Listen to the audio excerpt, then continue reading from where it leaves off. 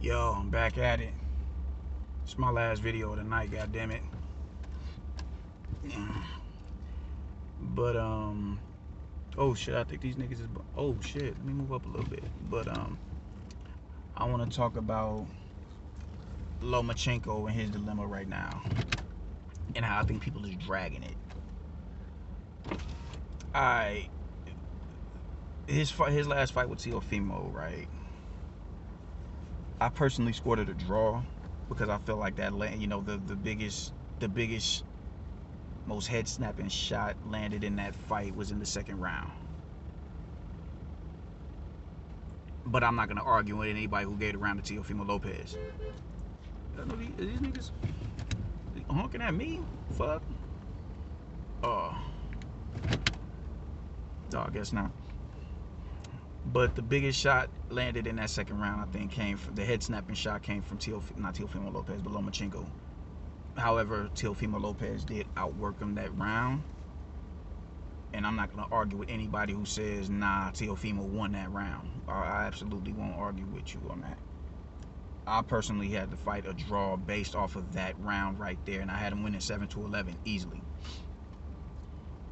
But when I see people talking about he ducked Devin Haney to go fight Teofimo Lopez, or what's the other, or he needs to go back down to 135 or 130 because he can't compete with the big dogs at 35, that's a goddamn lie. When you look at round 7-11 in that Teofimo Lopez fight, you seen the veteran status within Lomachenko. Now, early on in the fight, I think he was trying to find his range, find ways that he can get to Teofimo without it being so, so detrimental to his health. So when he was cutting those angles, Teofimo would pivot with him and meet him and spin out and pivot with him to cut him off. Highly intelligent. I was not expecting him to do that. I didn't think Teofimo possessed the level of footwork to be able to do that. Yeah, he did it. So I was really impressed with that. I was really impressed with that. But I think what Lomachenko does usually in his fights, he gets to his spot before he starts throwing off of the angle. So let me see where I can get to you. Let me see if I can get to this spot before I start hauling off and letting them hands go. And usually people are flustered by his graceful footwork.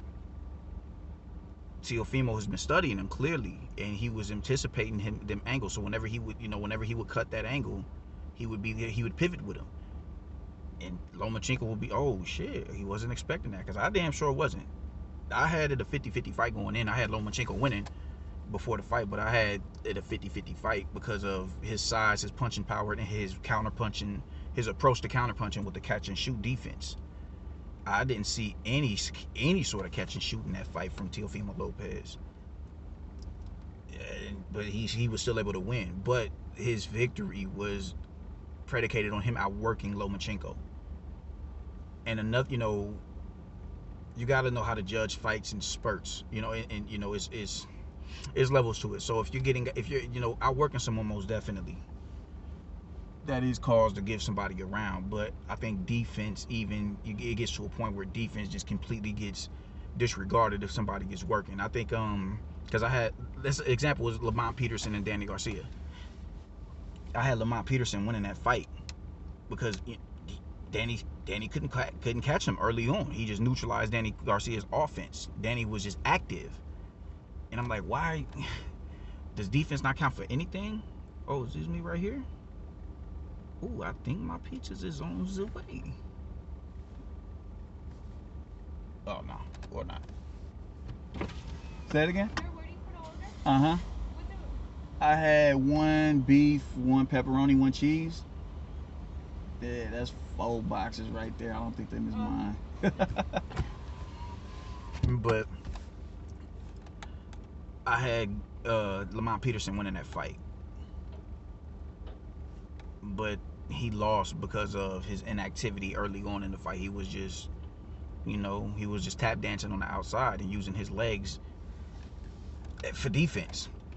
And I think that was a really good strategy. And I'm like, why does defense get put on the back burner because a nigga is, you know what I'm saying, ODing with his turn the light on me. Because a nigga's ODing from an offensive standpoint, man. So when you look at Lomachenko, a lot of the shots that was landing on the glove and landing on his forearms. He displayed really good deep, you know, really tight guard, so no shots was really getting through like that. And Teofimo won that fight predicated on him outworking Lomachenko. I don't even like saying he outboxed him, because he just outworked him. I can understand, you know, he neutralized Lomachenko's offense. I understand why people say he outboxed him. I personally don't think that. When I'm thinking you outbox somebody, you're landing, you're breaking this dude down systematically. You know, you just every shot you throw is landing. You know, you're countering. You just have this dude looking like a shell of himself, and I didn't see that from Lomachenko, because as the seventh round came in, those angles that he wasn't throwing off of early on in the fight, he began throwing off of them, and you seen you seen a sense of urgency in Teofimo as it was happening. The backing straight up with his chin high in the air. You know what I'm saying? He was getting caught. Oh. Hold on. Beef and cheese? Beef, cheese, and I had a pepperoni too. You just ordered a beef and a cheese. I can charge you for another pepperoni if you'd like. Yeah. Yeah? That'll be $6.57.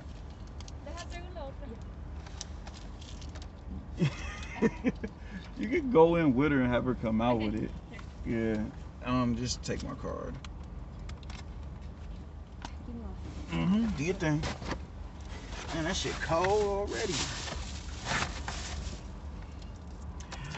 But yeah, when he started throwing off of the angles that he was cutting on Lomachenko or Teofimo Lopez, you seen Teofimo Lopez really get flustered, and you know, you seen the level of immaturity in him. Not in the sense of like, because how he persevered, especially in that 12th round, was really incredible, man. But how he you seen it was like a deer in the head. Like where this shit come from? Because he got really active in the middle to the championship rounds. He got really active. So, oh, here come my last piece of pizza. Here you go. Thank you very much. Yeah, and then here's your card and your receipt. Thank you very much. Have a good day. You have a better one? Alright, right on. Sorry, y'all. Nigga up here had to come and get some motherfucking Little Caesars for the fan band. But, you seen, come on, my niggas, you serious right now? You seen a certain level of urgency in Teofimo Lopez when Lomachenko started getting active on his ass. You seen it, and he seen it like, oh, I wasn't expecting this. It's a lot harder to hit this dude, and it's a lot. He's finding me a lot easier than he was early on, because he wasn't active early on. Early on, he was trying to figure you out, and I think my thing was he stuck to the game plan just a little bit too long. He stuck to the game plan way too long for Teofimo Lopez. He was trying to wear that young buck down. He stuck to the game plan too long, and he ended up losing the fight. But it wasn't like he got outboxed and outclassed, because once he started opening up, he started, you know, he started putting in paws on dude. And he saw that shit. So as far as, you know, just writing him off against a Devin Haney and all these other cats who are coming up in the division, it's pretty asinine to me, man. It was a good win for Teofimo Lopez, possibly the biggest win last year. However, that's not OD. Lomachenko is game for anybody in that division, and I still think he can beat Lomachenko or Teofimo Lopez in a rematch. I'm not mad at Teofimo for not giving him a rematch, but I think he can beat Teofimo. I do.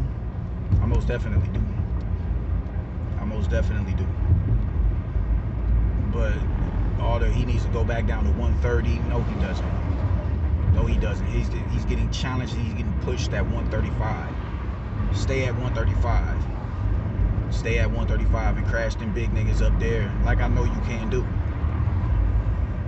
Fuck is wrong with people, man? The minute you lose, like this generation with just this generation of boxing fans is just ridiculous. And I'm a newcomer to the sport in the sense of like, just I haven't been watching the sport for all my life or nothing like that. I didn't get involved. I didn't step into a gym. My first time in the gym, I was young. I was 20 something, but I wasn't in there long. I wasn't sparring or nothing like that. I didn't get into my late 20s. I just didn't. I watched Warrior and I said, man, let me get in here, man, because if I ever come across a nigga who know a little something in the streets, I'm gonna get crashed out here. Let me get in the gym and learn something. Started in my man's basement. The bro put me on at the gym, and I've been going to the gym ever since. So I'd be lying if I said I've been, I have years invested in the sport from a personal standpoint, whether it's participating in it or watching it, because I haven't. I'd be lying if I said I was, but now that I'm involved in it, I'm invested in it. So I love the sport of boxing, and I hate the paradigm that has been set. The minute you lose value. Floyd done fucked these niggas up in the sense of, oh, well, you lost, so I'm under, that, oh, his whole thing was going 50 and, oh, which is cool. Like, that's an incredible accomplishment, man, but not everybody is gonna go, unblemished. You know what I'm saying? And people, the minute you lose, oh, he got a loss on his record, as if that means anything. You can't name me 5 fighters who retired undefeated. You can't. You cannot. And the only 3 you can name me is because it's been broadcasted all over television. That's the only reason why you know who they are. You know who they are. Everybody, niggas fuck with Floyd. Cool, that's what's up, man. But y'all know who the other undefeated fighters are because Floyd was trying to beat their record. So I'm just, I don't like the narrative that was set that if you lose, you're used goods. You know what I'm saying? I don't like that. I don't like that at all. I despise it. Niggas who ain't never been punched in the face in their mouth in their life is, oh, he ain't shit, he weak, he lost. No, now if you lose consecutively and the manner you lose in is pretty drastic, alright, cool, now we gotta reconsider some stuff. But when you look at a nigga like J-Rock, after he lost to Jamal Charlo, he came back and called a title against one of the hitters in the division.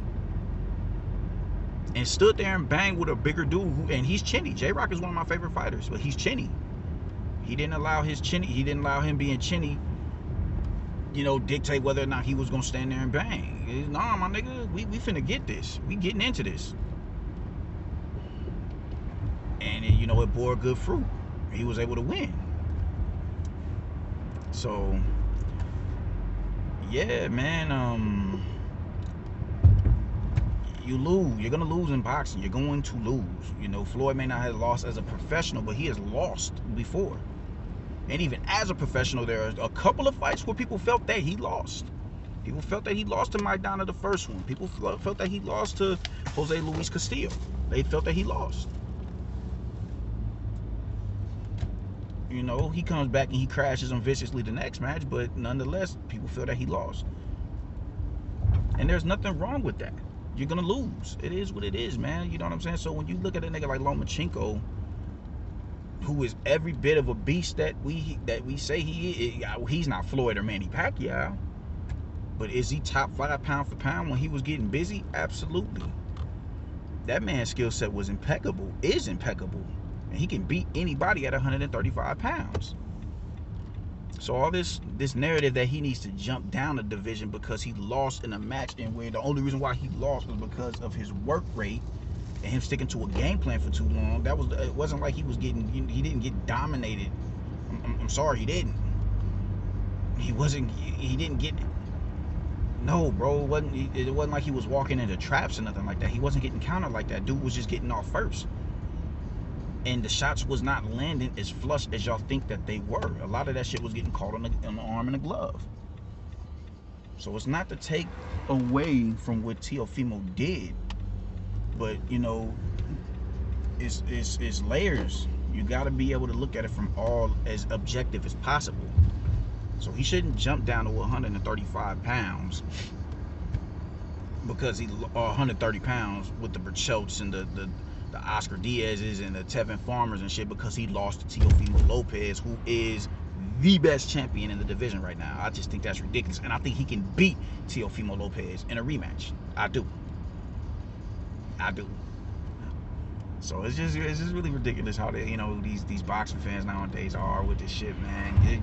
You are not a done fight. You are not done because you lost. Manny Pacquiao fucking took NyQuil against Juan Manuel Marquez. It took him 4 fights to do it, but that nigga took a casket nap, drag out like.